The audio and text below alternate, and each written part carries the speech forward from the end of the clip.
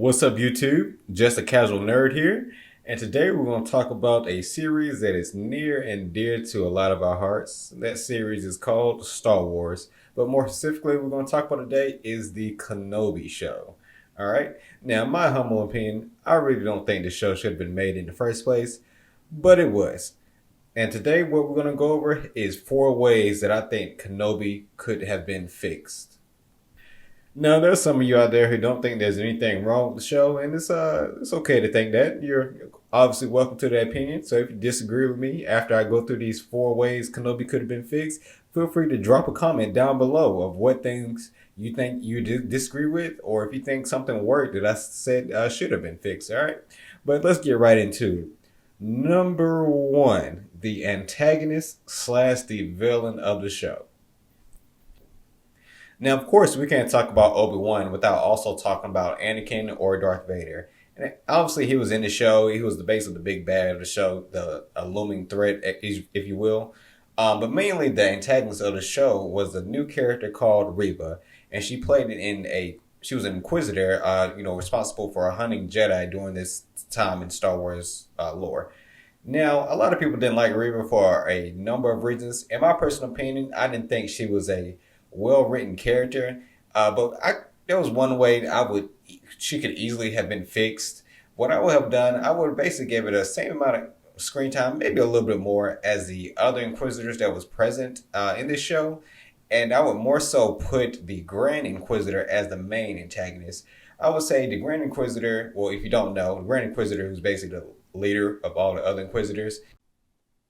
So if you just put in the Grand Inquisitor as like the main antagonist throughout the show, I think it would be slightly more compelling since there's a lot less backstory you would have to go through, and you would kind of already know his motivations, and then there will also be no need to really redeem him, as we already kind of seeing what his end was in Rebels. So to me, that'll be a lot more compelling. Again, he was a former Jedi Temple guard as well. So there could have been a chance to where he may have passed Kenobi or anything like that during the Clone Wars or pre-Clone Wars stuff, things like that.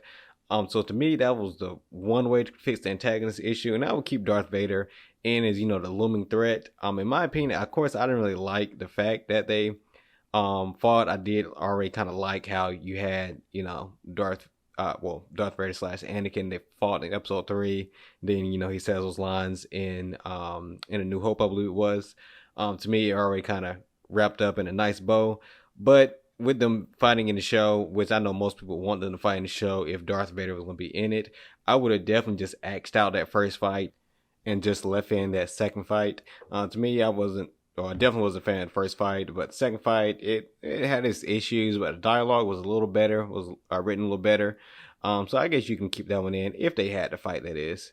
But that's how I would have fixed the antagonist slash villain issue with Kenobi. All right, and number 2, it would be less Leia. In this series, they spent about 4 episodes out of the 6 episodes of the show literally doing rescue missions in order to save Leia. And in my opinion, that could have been taken out in order to spend more time actually with Kenobi, with things that I guess technically now it's canon that this is one of the things he was doing. But I would kind of like to see him doing other things rather than doing rescue missions, especially with his whole mission of him being in Tatooine was to be preparing Luke or protecting Luke during that time. So it did make sense, but it's such a focal point of what Obi Kenobi was doing during that time was, worrying about and saving Leia, which I do get it. She is very, very important. But if anything, I would like to have seen her do something. If he was going to have her, I would like to see her maybe in a different series, doing other things rather than getting saved by Kenobi himself. Because in my opinion, she should have had just one scene along with Luke. Like in the first episode, I believe they had, they showed Luke kind of acting like a pilot. And then, of course, they showed Leia again, dressed up as a princess. And to me, that was all we needed for those two. And then you can just go back to focusing on things that Obi-Wan is doing. We really didn't need Luke or Leia to be really featured prominently. I think just Easter eggs of them in the beginning doing their little, one scenes would have been just enough. For me personally, I don't know if the fandom would have liked that, but for me personally, I think that was enough. Especially with the show being called Obi-Wan Kenobi, I felt more like we were kind of finding out what Leia was doing as a child, rather than actually finding out what Kenobi was doing during this kind of hiatus before A New Hope, and before he reaches his demise and meets Luke, or the adult version of Luke rather. And of course, having a lot less Leia definitely would have changed major plot points of many of the episodes that were featured. But I think it was very necessary in order to do a complete show that would kind of still please everyone, especially those who are diehard Obi-Wan Kenobi fans, as well as those who are really all about keeping the canon. I think that was very important to a lot of people as well, including me. Just make sure they didn't break canon. And I don't think even people, the casual people, I don't think any of them would have been really sad that there would be less Leia scenes if, in turn, we got more scenes with Kenobi, more of him meditating and maybe possibly meeting Qui-Gon a little earlier, rather than them trying to set up a season 2, which I hope doesn't actually happen. All right, and number 3, flashbacks. I hate to say it, but Kenobi actually needed a couple more flashbacks and some more impactful flashbacks that actually could have helped its story.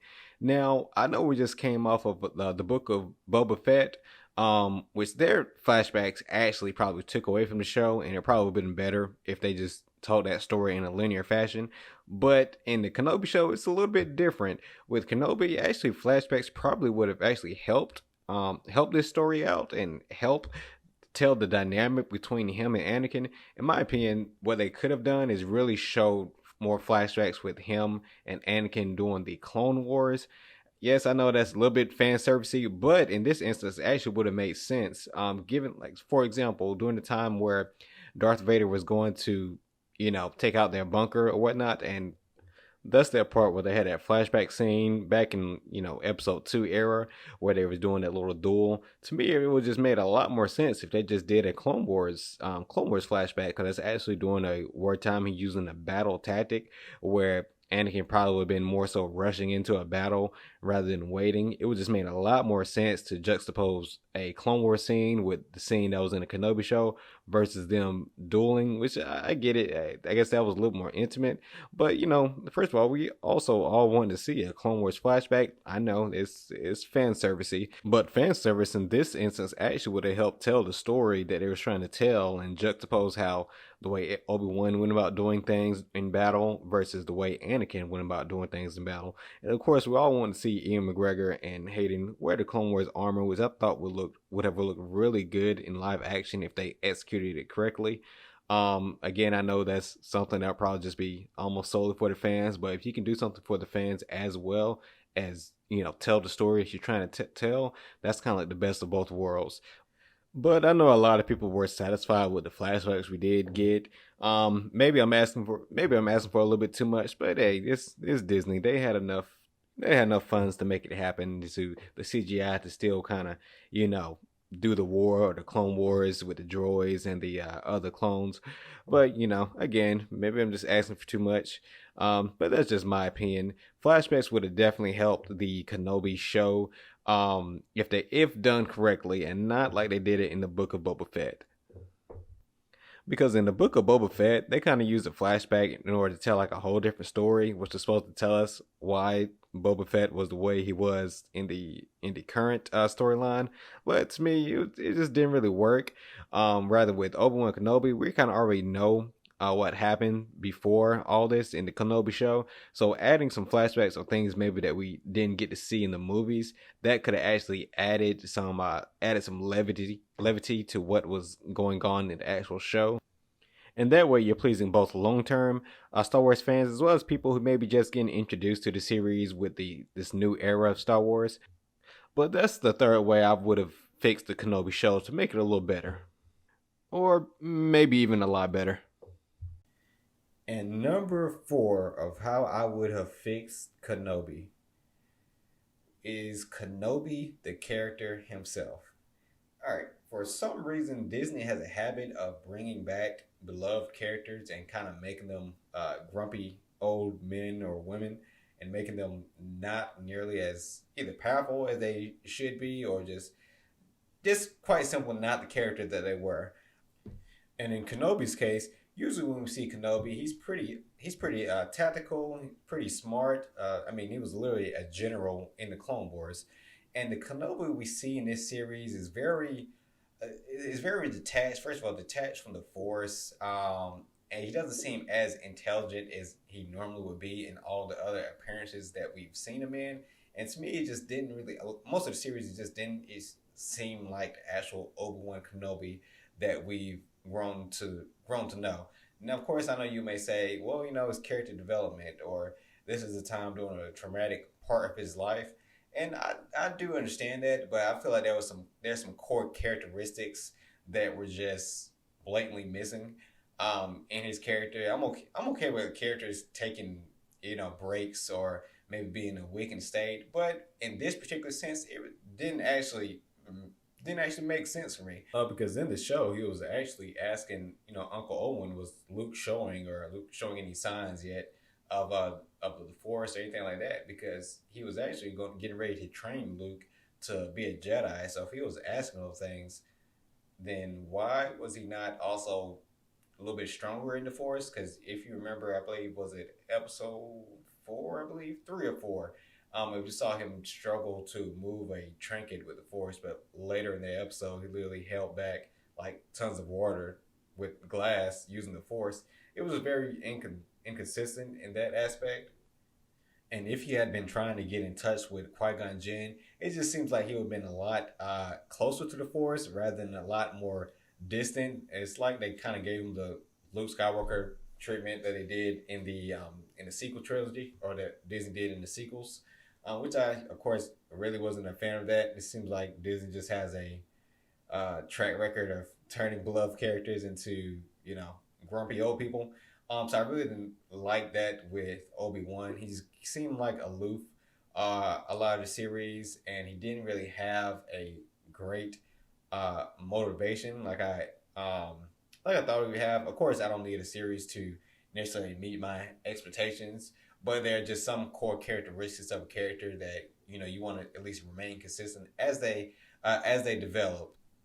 Because in my opinion, it really kind of felt like Leia, who was a child and only 10 years old, felt closer for some reason to her adult counterpart rather than Obi-Wan being closer to his adult counterpart. Again, I don't mind a little character development, but if anything, a child character should have a lot more character development to do than a character like Obi-Wan Kenobi, who's established. Now, I do understand it's a very different time in his life, but I kind of still want to see some core, parts of him that we, know and love, either from the prequels or the original trilogy. He was always very witty, whether it's using his abilities or him just simply knowing how to talk himself out of a situation.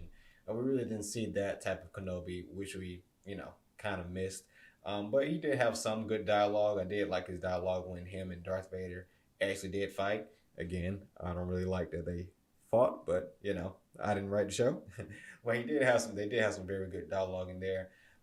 So I do credit the writers for that, even though a lot of it was filled with a lot of bad writing that some people seem to love. But that is 4 ways that I would have fixed the Kenobi show. So if you're still here, make sure you like, comment, subscribe, and tell a friend, why won't you? But what are you even listening to me for? I'm a casual. Cue the outro.